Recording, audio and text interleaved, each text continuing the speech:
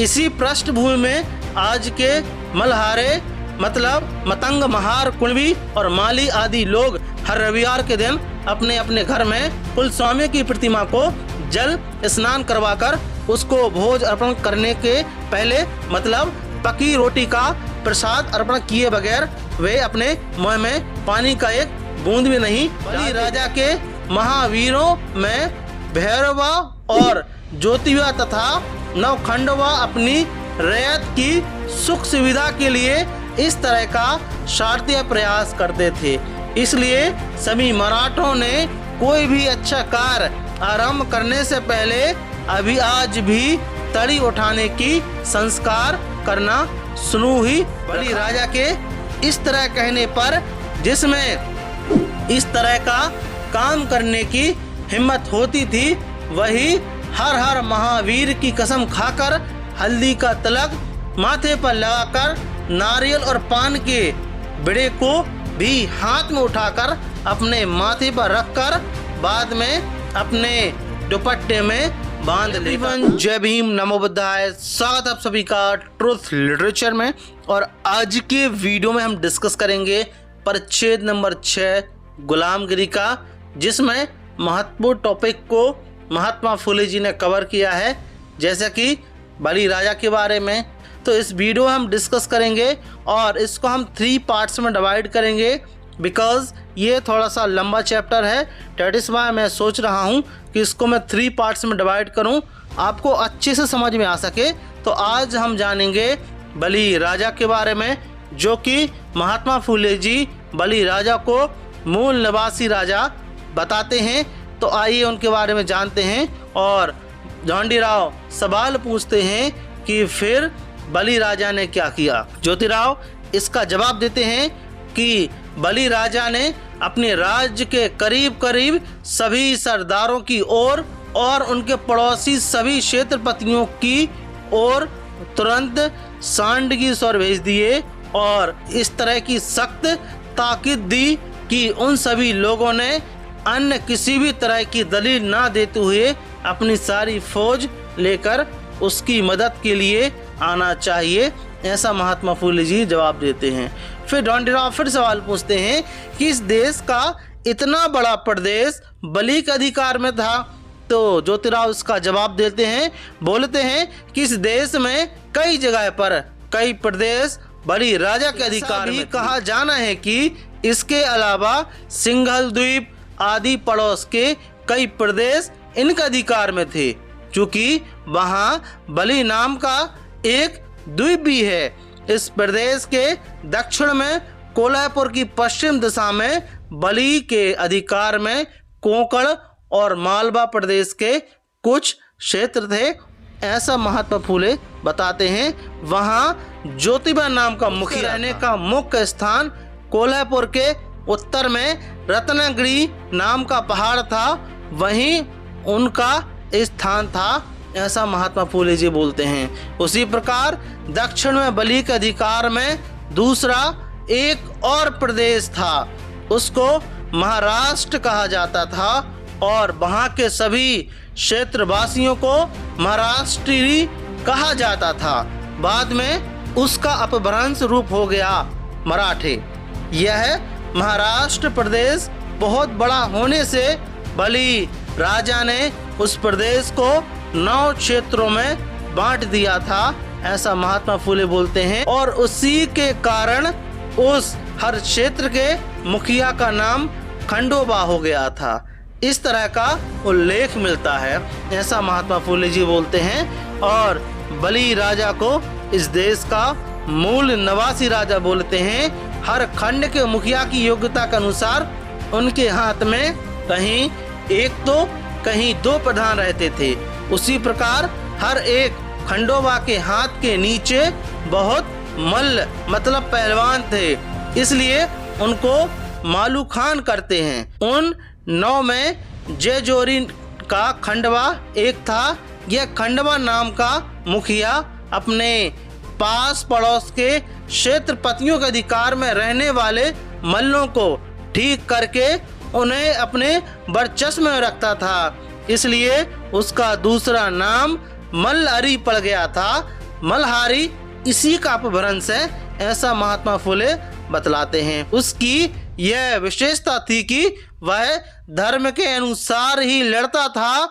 उसने कभी भी किसी भी पीठ दिखाकर भागने वाले शत्रु पर वार नहीं किया, ऐसा महात्मा फुले जी बतलाते हैं। इसलिए उसका नाम मांडो टोल पड़ गया था, जिसका अपभ्रंश मारटंड हो गया।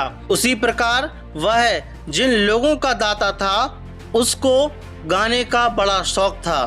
उसके द्वारा स्थापित या उसके नाम पर प्रसिद्ध मल्हार राग, यह राग इतना अच्छा है कि उसके ही सहारे मियाँ नाम का मुसलमानों ने, जो प्रसिद्ध गायक था, उसने भी एक दूसरा मल्हार राग बनाया। उसके अलावा बलि राजा ने महाराष्ट्र में महासुबा और 9 खंडों का न्यायी, यह 2 मुखिया वसूली और न्याय करने के लिए नियुक्त किए थे। उनके हाथ के नीचे कई मजदूर थे। उसी प्रकार का भी उल्लेख मिलता है। फिलहाल महासूबे का अपभ्रंश महोबा हो गया। वह समय समय पर सबके खेतीबाड़ी की जांच पड़ताल करता था और उसी के आधार पर छूट सहूलियत देकर सभी को खुशहाल रखता था। इसलिए फिलहाल मराठों में एक भी कुल किसान ऐसा नहीं मिलेगा कि जो अपनी खेतीबाड़ी की पार पर किसी भी पत्थर को महासूबे नाम के सिंदूर की लीपापोती करके उसको उद जलाकर उसका नाम लिए बगैर खेत बोएगा, ऐसा महात्मा फुले जी बोलते हैं। और यह सच्चाई भी है कि जब हम बुआई वगैरह जब हम करते हैं तो हमने देखा है कि पत्थर का भगवान रहता है, उसको ऐसा कुछ करते हैं, टोटका वगैरह, मतलब ऐसी पूजा वगैरह करते हैं। वे तो उनका नाम लिए बगैर खेत की हसलियाँ भी नहीं लगा सकते, कि उसके नाम का स्मरण किए बगैर खाली हाल की राशि के ढेर को माप भी नहीं सकते। उसी बलि राजा द्वारा सूरबे प्रदेश बनाकर किसानों से वसूली करने का तरीका यवन लोगों ने अपनाया होगा। इस प्रकार का तर्क दिया जा सकता है क्योंकि वह समय यवन लोग ही नहीं बल्कि मिस्र के विद्वान यहाँ आकर ज्ञान पढ़कर जाते थे। इस तरह के प्रमाण मिलते हैं, ऐसा महात्मा फुले बोलते हैं। तीसरी बात यह है कि अयोध्या के पड़ोस में काशी क्षेत्र के इर्द गिर्द कुछ बलि राजा के अधिकार में थे। उस प्रदेश को 10वां खंड कहा जाता था। वहाँ के मुखिया का नाम काल भैरी था। इसके भी प्रमाण मिलते हैं। उसी प्रकार वह मुखिया पहले कुछ काशी शहर का कोतवाल था। इसके भी प्रमाण मिलते हैं, ऐसा महात्मा फुले बोलते हैं। वह गायन कला में इतना कुशल था कि उसके अपने नाम पर एक स्वतंत्र राग बनाया है। उस भैरव राग को तानसेन जैसे ख्याति प्राप्त महागायक भी नतमस्तक हुए। उसने अपनी ही कल्पना से डोर नाम के वाद्य का भी निर्माण किया। इस डोर नाम के वाद्य की रचना इतनी विलक्षणीय है कि उसके ताल सुर में मृदंग, तबला आदि वाद्य भी उसकी बराबरी नहीं कर सकते। लेकिन उसकी ओर ध्यान ना देने से उसको जिस प्रकार से प्रसिद्धि मिलनी चाहिए थी उसी प्रकार की प्रसिद्धि नहीं मिल सकी। उसके 2 सेवक हैं, उन्हें भैरवाड़ी कहते हैं। इसका अपभ्रंश भैराड़ी है, इस बात का भी पता चलता है, ऐसा महात्मा फुले बताते हैं। और बलि राजा का मतलब विस्तार बताते हैं, उनके बारे में बताते हैं कि किस प्रकार से कैसा हुआ। कि बलि राजा का राज इस देश में आजपाल मतलब राजा दशरथ के पिता जैसे कई क्षेत्रपतियों के राज्य से भी बड़ा था। इसलिए सभी क्षेत्रपति उसी की नीति का अनुसरण करते थे। इतना ही नहीं तो उनमें से 7 क्षेत्रपति बलि राजा को लगान देकर उसी के आश्रय में रहते थे, इसलिए उसका नाम आश्रित पड़ गया था। इस प्रकार का उल्लेख मिलता है। तात्पर्य सभी कारणों से बलि का राज विशाल था और बहुत बलशाली था।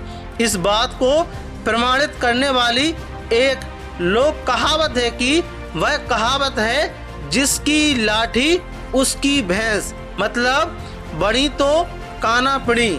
इसका मतलब है कि जो बलवान है उसी का राज। बलि राजा कुछ विशेष महत्वपूर्ण काम अपने सरदारों पर भी सौंप देता था, ऐसा महात्मा फूले बोलते हैं। जो हमारा पूर्वज राजा था, ऐसा महात्मा फूले बोलते हैं। उस समय बलि राजा अपना दरबार भरता था, वहाँ सबके सामने उल्टी थाली रख देता था। उस थाली में हल्दी का चूर्ण और नारियल के फल के साथ पान का बड़ा रखवा कर कहता था कि जिसमें यह काम करने की हिम्मत है वह यह पान बड़ा उठाना चाहिए। बलि राजा के इस तरह कहने पर जिसमें इस तरह का काम करने की हिम्मत होती थी, वही हर हर महावीर की कसम खाकर हल्दी का तिलक माथे पर लगाकर नारियल और पान के बिड़े को भी हाथ में उठाकर अपने माथे पर रखकर बाद में अपने दुपट्टे में बांध लेता था, ऐसा महात्मा फूले जी बताते हैं। उसी वीर को बलि राजा उस काम की जिम्मेदारी सौंप देते थे। बाद में वह बलि राजा की आज्ञा लेकर अपनी फौज के साथ पूरी शक्ति लगाकर शत्रु की फौज पर हमला बोल देते थे। इसी वजह से उस संस्कार नाम तड़ उठाना मतलब तड़ उचावे पड़ा होगा। उसी का अपभ्रंश तड़ी उठाना हो गया। किंतु बलि राजा के महावीरों में भैरवा और ज्योतिवा तथा नवखंडवा अपनी रैयत की सुख सुविधा के लिए इस तरह का शार्दीय प्रयास करते थे। इसलिए सभी मराठों ने कोई भी अच्छा कार्य आरंभ करने से पहले अभी आज भी तड़ी उठाने की संस्कार करना शुरू ही रखा है। उन्होंने उस संस्कार में बहिरोबा को, ज्योतिबा को और खंडोलबा को देव स्वरूप कबूल कर लिया है और उनके नाम से तड़ी उठाने लगे हैं, ऐसा महात्मा फूले बतलाते हैं। वे हर हर महादेव वही रोचवया अथवा ज्योतिवाचया चांग भला इस प्रकार का उद्घोष करते थे, ऐसा महात्मा फूले बोलते हैं।